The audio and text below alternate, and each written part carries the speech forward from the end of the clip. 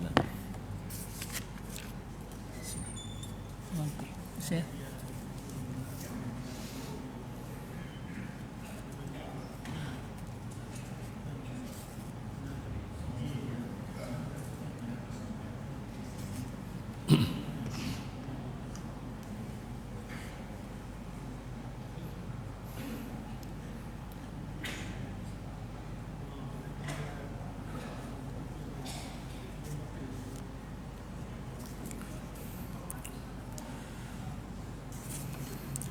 Assalamualaikum warahmatullahi wabarakatuh.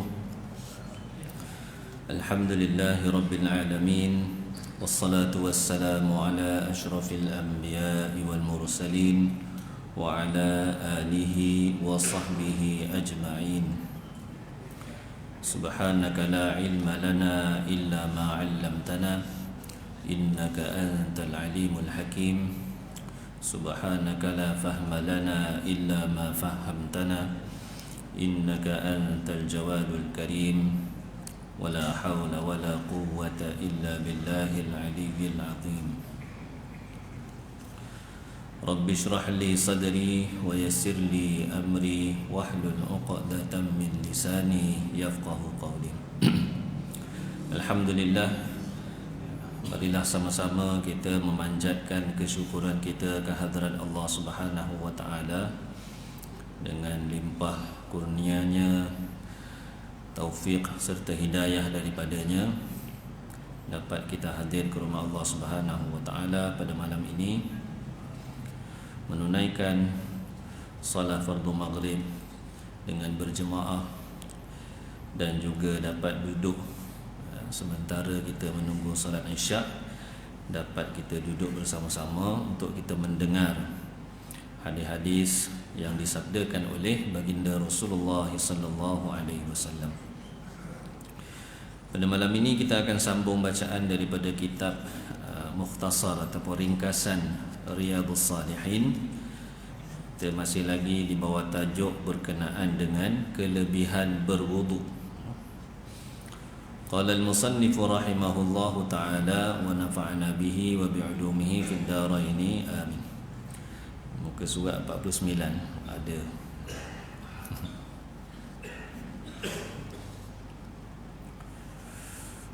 Imam Muslim meriwayatkan daripada Sayyidina Uthman radhiyallahu anhu, beliau berkata, qala Rasulullah sallallahu alaihi wasallam, man tawadda'a fa ahsana al-wudu'a kharajat khatayahu min jasadihi hatta takhruja min tahti adfarihi. Maksudnya Rasulullah sallallahu alaihi wasallam bersabda, sesiapa yang berwudu lalu mengelokkan wudunya. Maksud mengelokkan wudunya ini ialah dalam wudu itu dia melakukan dengan sempurna segala yang wajib, segala yang rukun di dalam wudu itu. Begitu juga dilakukan segala yang disunatkan. Wudu tu jadi comel, bukan dengan kita buat 6 tu je. Rukun wudu ada 6. Jadi kita buat 6 tu je. Sunat-sunat wudu banyak lagi. Jadi wudu itu akan jadi cantik. Nabi kata dia memperelokkan wudu, ahsanal wudu'a, mencantikkan wudunya, hai'ah wudunya. Segala yang disunatkan dibuat daripada awal wudu sehingga akhir wudu. Maka wudu yang seperti ini, kata Nabi, maka keluarlah dosa-dosanya daripada badannya, disebabkan wudu yang dia lakukan itu dosa-dosanya, yakni dosa-dosa yang kecil, dosa-dosa yang tidak ada ta'alluq dengan hak-hak manusia. Yang pertama dosa-dosa kecil. Yang kedua, dosa-dosa yang tidak ada kaitan dengan hak manusia. Maknanya antara dia dengan Allah je. Jadi dosa-dosa seperti ini yang dimaksudkan dalam hadis ni. Maka keluarlah dosa-dosanya daripada badannya sehingga ia turut keluar melalui bawah kuku-kukunya. Pada hakikatnya lah, nak bagi tahu begitu sekali Allah Subhanahu wa taala ampunkan dosa-dosa kecil kita sampai dosa tu keluar daripada tubuh kita. Kalaulah dosa tu diibaratkan seperti kotoran yang ada di badan kita, daki yang melekat di tubuh kita,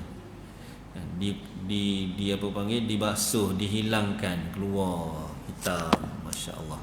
Kalau kita basuh kain kotor, keluar warna kotor tu. Begitulah ibaratnya seseorang yang berwuduk dengan sempurna. Kalau satu hari 5 kali dia berwuduk, 5 kali bersih, 5 kali bersih. Kalau lebih lagi, maka lebih lagi bersih. Dalam sebuah hadis Nabi tanya pada sahabat, kamu rasa kalau ada satu orang tu dia nak pergi ke tempat kerja dia, pergi tempat kerja dia, kemudian dia balik, nak balik sampai rumah tu ada 5 sungai. Setiap satu sungai dia mandi, masuk mandi. Agak-agak bila dia sampai rumah tu, badan dia kotor lagi ke, ada lagi tak kotoran pada badan dia, ataupun tidak? Maka sahabat kata tak ada lah, 5 kali mandi.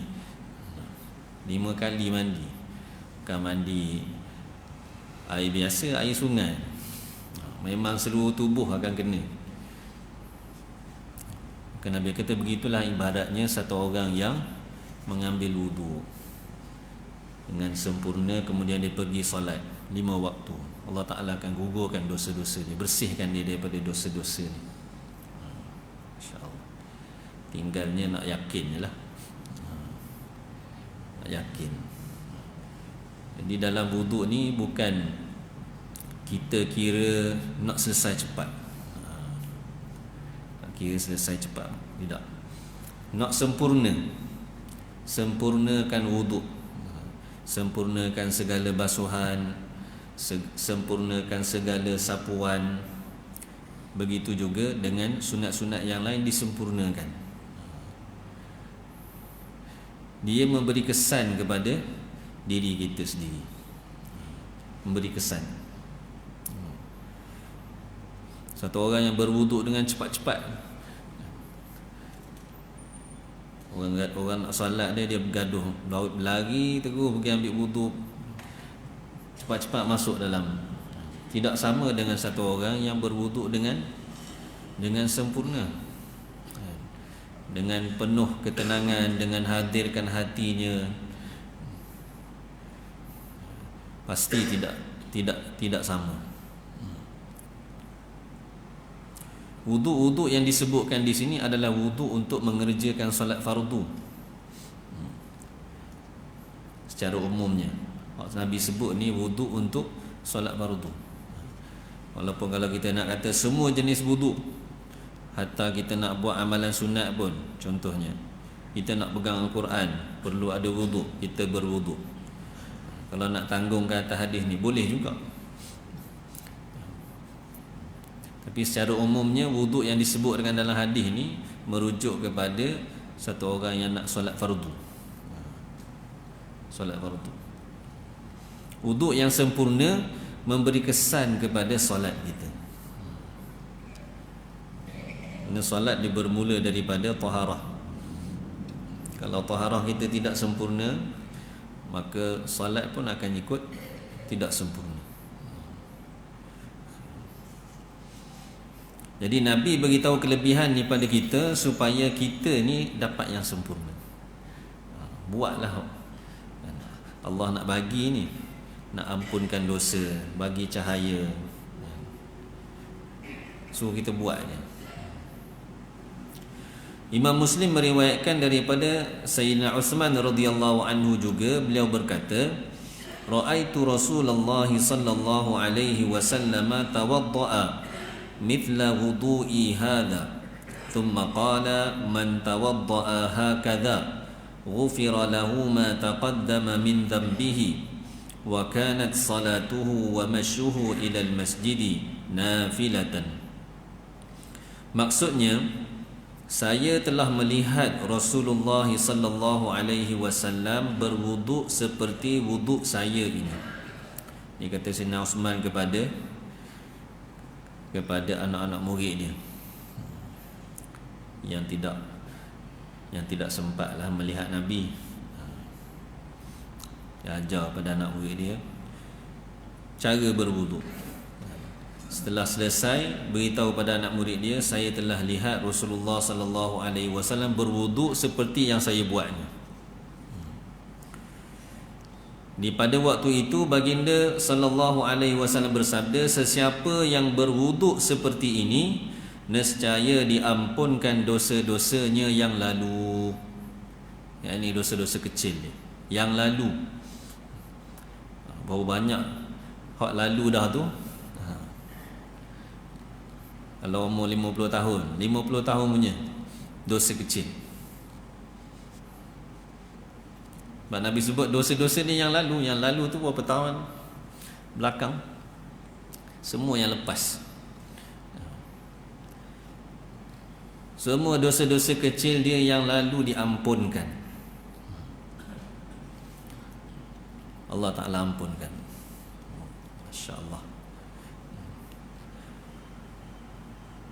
Sementara salatnya, yakni salat sunat dan perjalanannya menuju ke masjid adalah sebagai tambahan kepada penghapusan dosa. Jalan dia pergi ke masjid, sebab dia wuduk tu ampun dah dosa. Berwuduk tu Allah dah ampun dah dosa dia yang lepas. Kemudian dia buat pula salat sunat. Berjalan pula pergi ke masjid. Itu adalah suatu amalan tambahan untuk menguatkan lagi penghapusan dosa dia tu, pengampunan dosa dia tu. Tapi syarat dia wuduk tu, kata Sayyidina Umar, seperti yang aku buat ni. Wuduk yang sempurna maksudnya. Wuduk yang sempurna. Jadi kalau kita bergerak daripada rumah kita, daripada rumah lagi dah berwuduk dah, wuduk dengan sempurna.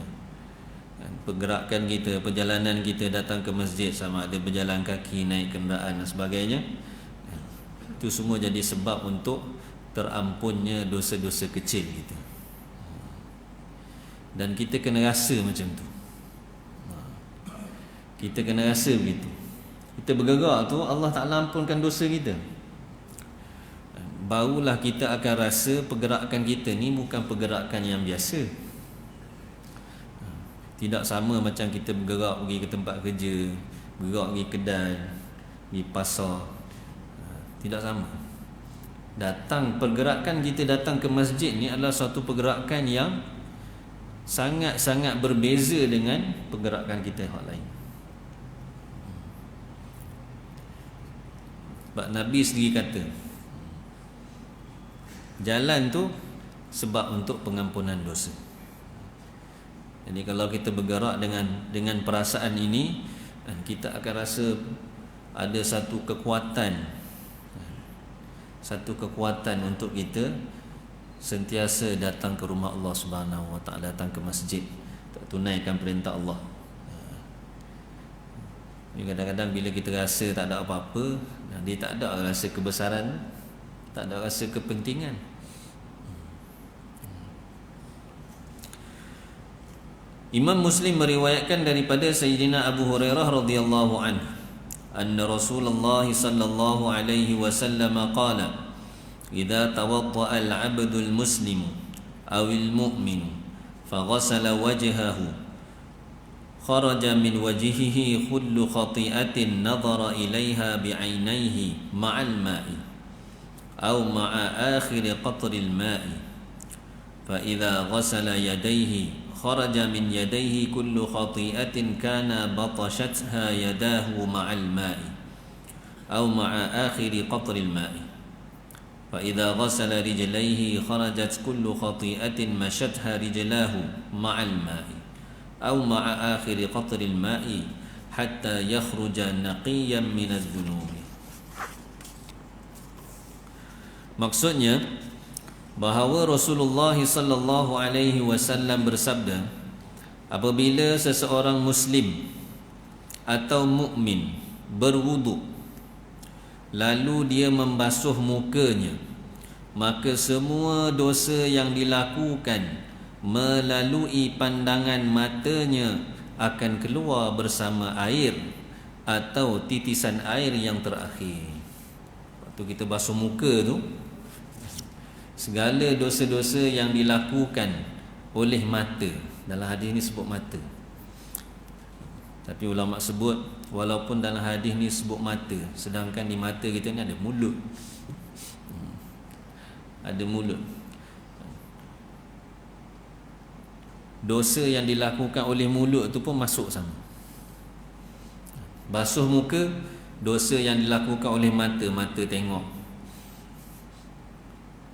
pandangan-pandangan yang tidak disukai oleh Allah Ta'ala. Mulut kita bercakap, dosa-dosa tu akan jatuh bersama dengan titisan air. Air wuduk kita yang jatuh tu, kita basuh muka, air jatuh ke bawah.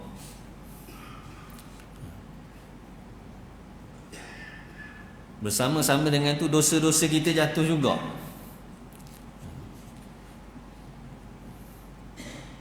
Rawi sebut di sini dua, bersama air yang disapu pada, yang dibasuh pada muka kita, ataupun titisan yang terakhir yang menitik daripada muka kita, kesan daripada basuh wuduk tu, keluar dosa-dosa.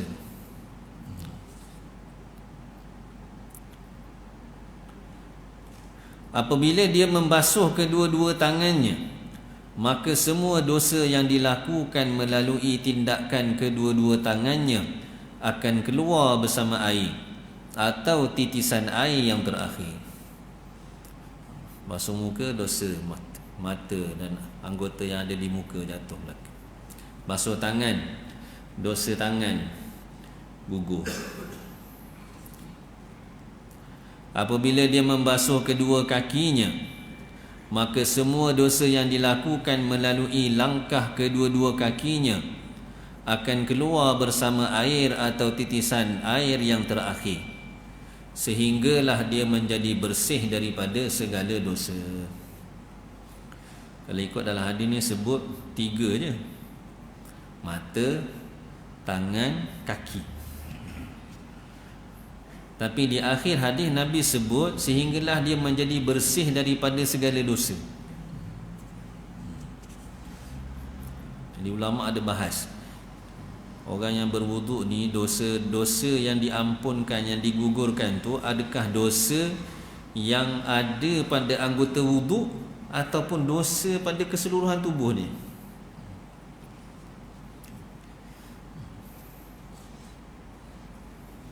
Dalam mensyarahkan hadis ni, ulama sebut dosa daripada keseluruhan tubuhnya, dosa daripada seluruh anggota badan dia, daripada hujung rambut sampai hujung kaki, diampunkan oleh Allah Subhanahu wa ta'ala, kesan daripada wuduk. Tetapi perlu difahami, wuduk yang dimaksudkan di sini adalah wuduk yang sempurna. Maka menjadi tugas kita, tugas untuk ampunkan dosa ni, itu hak Allah. Kita ni buat sesuatu yang layak untuk mendapat apa yang Allah Ta'ala janjikan. Syarat nak dapat dia, wuduk kena sempurna. Jadi kita usahakan wuduk kita wuduk yang sempurna, setakat yang kita mampu. Setakat yang kita mampu. Nak kata kita nak boleh wuduk sama seperti Nabi buat, memang tidak mungkin. Memang tak mungkin. Mana nak sama? Kalau kita berada bersama-sama dengan Nabi pun tak mungkin kita nak tiru seperti Nabi buat 100%. Tak mungkin. Tapi kita ada peluang untuk berusaha untuk sempurnakan wuduk kita. Dan hasilnya Allah Ta'ala akan ampunkan dosa kita. Mudah-mudahan kita mengharap pada Allah Subhanahu Wa Ta'ala dengan usaha kita, keinginan kita sempurnakan wuduk itu, Allah Subhanahu Wa Ta'ala akan ampunkan juga dosa kita. Walaupun kita tak dapat nak wuduk 100%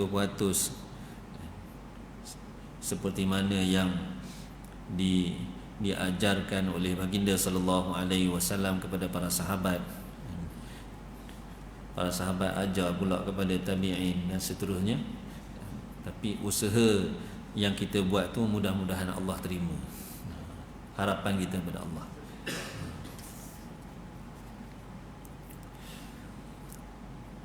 Imam Muslim meriwayatkan daripada Sayyidina Abu Hurairah radhiyallahu anhu, anna Rasulullah sallallahu alaihi wasallam qala, ala adullukum ala ma yamhu Allahu bihi al-khataya wa yarfa'u bihi ad-darajati. Qalu bala ya Rasulullah. Qala isbaghul wudu'i ala al-makarih وكثرة الخطى إلى المساجد وانتظار الصلاة بعد الصلاة فذلكم الرباط. Maksudnya bahawa Rasulullah sallallahu alaihi wasallam bersabda, mahukah saya tunjukkan kepada kalian amalan yang Allah Subhanahu wa taala akan menghapuskan dosa-dosa dan meninggikan darjat melaluinya? Nabi tanya pada sahabat, nak tak saya beritahu kepada kamu suatu amalan yang Allah Ta'ala akan ampunkan segala dosa kamu dan Allah tinggikan darjat kamu? Para sahabat menjawab, ya wahai Rasulullah. Baginda bersabda, ia adalah memperelokkan wuduk meskipun dalam keadaan yang sukar, yakni seperti terlampau sejuk, sakit dan sebagainya. Antara cara dia ialah isbaghul wudu'i 'alal makarih, menyempurnakan wuduk, memperelokkan wuduk walaupun pada ketika susah ataupun pada ketika kita ni tak nak sempurnakan.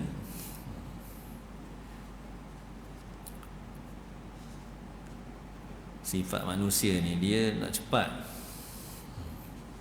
Satu tu sifat biasa dah tu. Kemudian bila ada benda lain yang mari pada dia, ada keadaan-keadaan yang datang pada dia, dia menyebabkan keinginan untuk cepat buat simple-simple tu lagi kuat. Lagi kuat. Kalau tempat kita ni, contoh dia bagi terlampau sejuk. Tempat kita tak ada lah terlampau sejuk tu. Adalah sejuk sikit-sikit baru ni. Terlampau sejuk. Kalau terlampau sejuk, setuh air tu sampai ke tulang dah rasa. Terlampau sejuk. Tanya Tok Imam di Mekah, Madinah musim sejuk macam mana? Itu dalam keadaan ada fasiliti tu. Kalau tempat yang tidak ada fasiliti, berat lagi.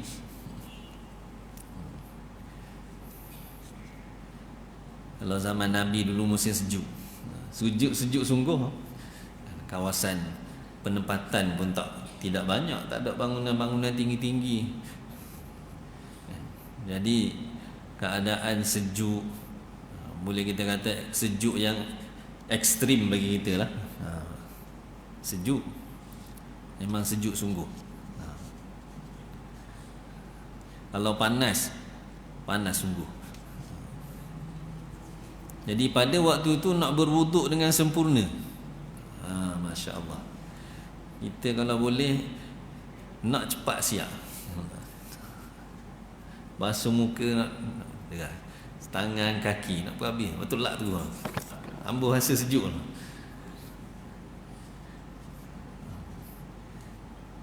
Sebab sejuk. Tapi dalam keadaan tu kita berusaha untuk sempurnakan wuduk daripada awal sampai akhir. Insya-Allah. Bukan benda mudah lah. Tidak semudah yang kita cakap. Sempurnakan. Bila sampai masa tu nak berwuduk tu mikir dulu. Masya Allah.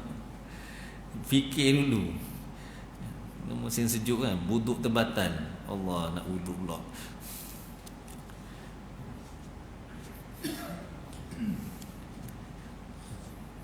Satu wuduk, yang kedua nak sempurnakan wuduk. Wuduk tu pun dia fikir dah. Kalau boleh nak buang air pun tak ambuh. Nak minum air pun takut. Takut nak kencing. Kencing nak buang sejuk ni.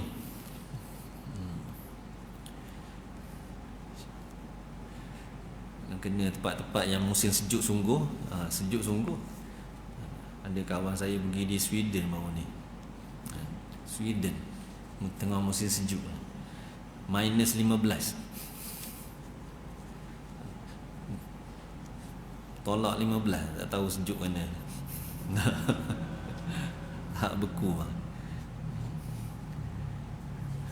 Allahu Akbar. Jadi dalam keadaan seperti ini, yang nafsu kita ni nak kalau boleh nak cepat. Tapi kita lawan, sempurnakan wuduk. Ini asbab Nabi kata Allah ampunkan semua dosa-dosa kecil. Allah naikkan darjat kita. Naikkan darjat kita. Sama juga ketika sakit. Kita tengah sakit, tak sihat, nak berwuduk, nak bagi masa untuk wuduk, itu pun satu cabaran juga, mencabar. Badan lemah lah orang ni, masuk waktu solat, nak berwuduk dengan sempurna, Masya Allah, satu ujian. Tapi kalau dapat buat, Nabi kata ini sebab untuk ampun dosa, untuk tinggikan darjat. Itu yang pertama. Yang kedua, Nabi kata memperbanyakkan langkah ke masjid. Memperbanyakkan langkah ke masjid. Ada riwayat sebut sahabat Nabi ni dia melangkah pendek-pendek supaya langkah dia jadi banyak. Kalau kita langkah panjang-panjang, sikit je langkah dia. Ni langkah pendek-pendek. Ada satu kumpulan sahabat Bani Salimah, mereka minta pada Nabi nak pindah dekat dengan masjid. Pak dia jauh sikit, dia minta dekat. Nabi kata duduk sana, jangan pindah dekat. Sebab apa? Setiap langkah kamu tu Allah kira tu, itu asbab untuk ampunkan dosa. Ni pergerakan kita daripada rumah gitu juga. Kathratul khuta, banyakkan langkah ke masjid. Kalau rumah kita dekat-dekat ni, paling bagus pergi masjid jalan kaki. Tidak salah naik kenderaan. Boleh naik kenderaan. Dapat tak pahala? Dapat. Tak mungkin tidak dapat. Walaupun dalam hadis sebut banyakkan langkah. Dia main dengan kereta tak ada langkah, main dengan motor ke basikal ke tidak ada langkah. Dipanggil aslus sunnah tu ada. Asal sunnah untuk bergerak pergi ke masjid tu ada. Pasti ada ganjarannya di situ. Walaupun melangkah dengan kaki ni Nak banding dengan naik kenderaan, senanglah naik kenderaan. Tak, melangkah dengan kaki ni letih sikit. Satu letih, satu itulah nafsu tak suka. Boleh nak cepat sampai senang, sampai tu.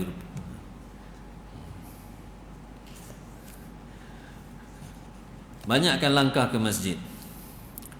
Yang ketiga, dan menunggu solat, yakni waktu seterusnya setelah solat yang dikerjakan sebelumnya. Macam kita malam ni pas sembahyang maghrib tunggu. Kita tunggu ni, duduk kuliah ni, jangan semata-mata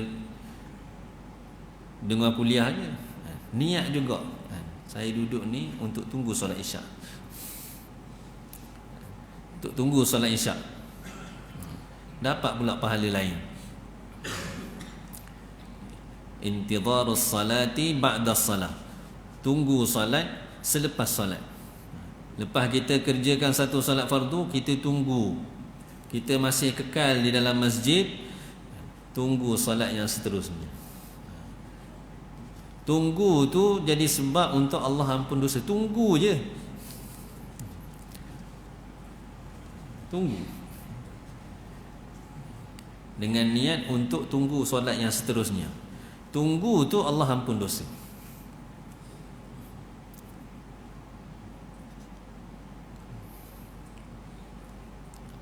Jadi 3 perkara Nabi sebut dalam. Sempurnakan wuduk ketika keadaan sukar, keadaan susah. Banyakkan langkah ke masjid. Tunggu salat selepas salat. 3 perkara. Ini sebab Allah ampunkan segala dosa kita, yakni dosa-dosa kecil kita, dan Allah tinggikan darjat. Tinggikan darjat. Ampun dosa, tinggikan darjat. Insya-Allah. Kemudian baginda sallallahu alaihi wasallam bersabda, kesemua itu adalah ikatan-ikatan bagi diri dalam melakukan ketaatan. Sebab 3 perkara ni bukan senang nak buat. Dia mengikat diri kita untuk buat benda lain. Keinginan kita nak buat benda lain, kita guna untuk sempurnakan wudu, guna untuk bergerak jalan pergi ke masjid, guna untuk tunggu salat yang seterusnya. Kita terikat. Maka Allah Subhanahu wa taala balas dengan apa? Ampunkan dosa dan juga tinggikan darjat. Imam Muslim meriwayatkan daripada Sayyidina Abu Malik Al-Asy'ari radhiyallahu anhu, beliau berkata, qala Rasulullah sallallahu alaihi wasallam, at-tuhuru syatrul iman. Maksudnya Rasulullah sallallahu alaihi wasallam bersabda, perbuatan bersuci adalah sebahagian daripada iman. Kita membersihkan diri kita daripada hadas kecil. Ini adalah sebahagian daripada tanda keimanan kita. Orang yang beriman, dia tidak akan suka diri dia dalam keadaan tidak bersih. Seboleh-bolehnya nak berada dalam keadaan bersih sentiasa. Dalam keadaan bersih. Bersih maksudnya bersih daripada hadas. Bila-bila masa jadi nak buat ibadat yang memerlukan kepada wuduk, dia boleh buat. Kalau wuduk dia batal, dia wuduk lagi. Wuduk dia batal, wuduk lagi. Jaga wuduk. Ini adalah sebahagian daripada iman, tanda keimanan seseorang.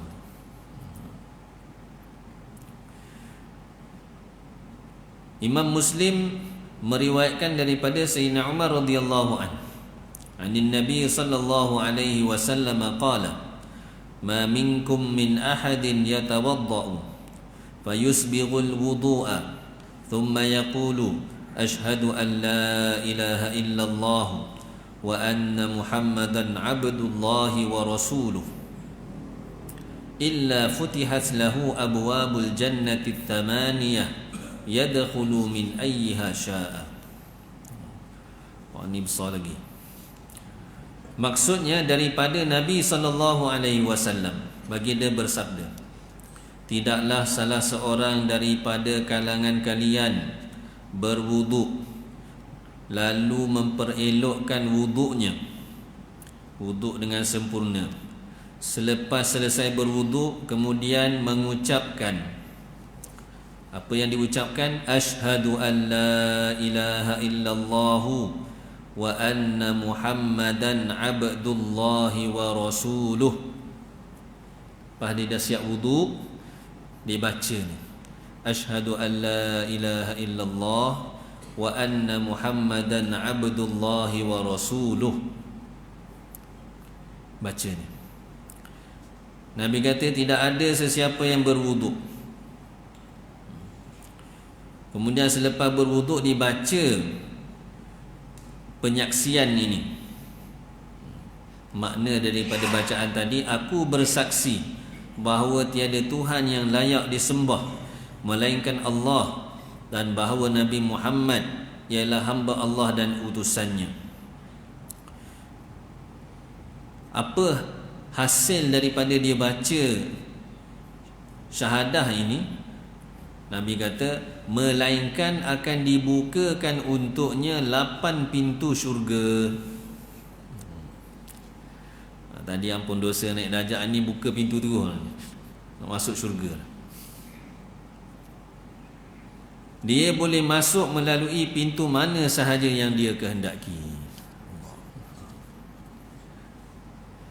Tinggal nak amal ni. Wuduk, baca asyhadu an la ilaha illallah wa anna muhammadan abdullahi wa rasuluh. Wa anna muhammadan abdullahi wa rasuluh. Sekali baca, macam banyak kali. Sekali. Dalam riwayat lain ada ditambah seperti yang kita biasa dengar. Allahumma ja'alni minat tawwabin waj'alni minal mutatahhirin waj'alni min ibadikas salihin. Tambahan selepas itu. Tapi ini yang paling pendek ini Nabi ajar pada kita ni. Siapa yang berwuduk dengan sempurna, selepas wuduk baca syahadah ini, Nabi kata pintu syurga, 8 pintu syurga akan terbuka untuk dia. Dia boleh masuk melalui mana-mana pintu yang dia kehendaki. Ni baru cerita wuduk ni, belum buat amal lain lagi. Dengan wuduk pun boleh masuk syurga. Ada janji syurga melalui wuduk.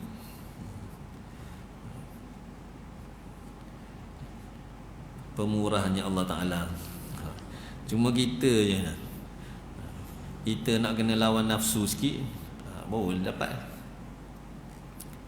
Ada orang kata nak masuk syurga ni senang je, 2 langkah je diperlukan. 2 langkah je. Dia kata kaki kiri pijak nafsu, kaki kanan masuk syurga. Senang. 2 langkah sahaja. Kaki kiri pijak nafsu, kaki kanan masuk dalam syurga. Sampai selalu. Tapi nak boleh pijak kiri tu payah tu. Tak jumpa tempat nak pijak.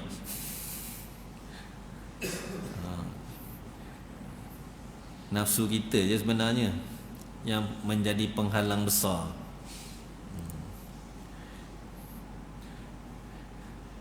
Ingat awal-awal dulu saya baca kitab Minhajul Abidin lah.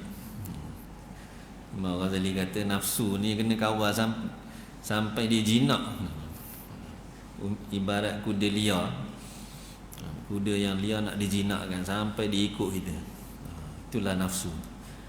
Kena kawal je. Kita yang kena kawal. Kalau biar dia kawal kita, memang sampai kesudah lah tak jumpa. Jatuh sokmo. Tak boleh nak bijak tu. Allahu Akbar. Mudah-mudahan Allah Subhanahu Wa Taala beri taufik kepada saya dan kita semua dengan apa yang disampaikan pada malam ini, sama-sama dapat kita jadikan pedoman dan kita berusaha untuk amalkan dalam kehidupan kita, kan? Khususnya kita hampir dengan bulan yang tersangat mulia, bulan Ramadan ni, peluang bulan ibadat. Ramadan ni bulan ibadat. Kalau bulan-bulan lain kita payah, biasa bulan Ramadan ni mudah.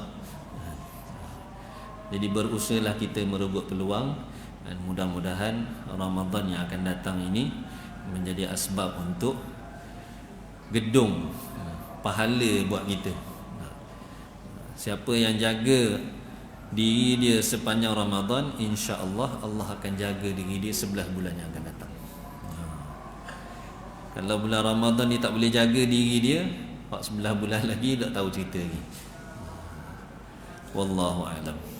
Subhanakallahumma bihamdika asyhadu an la ilaha illa anta astaghfiruka wa atubu ilaik. Subhana rabbika rabbil izzati amma yasifun wa salamun alal mursalin. Alhamdulillah.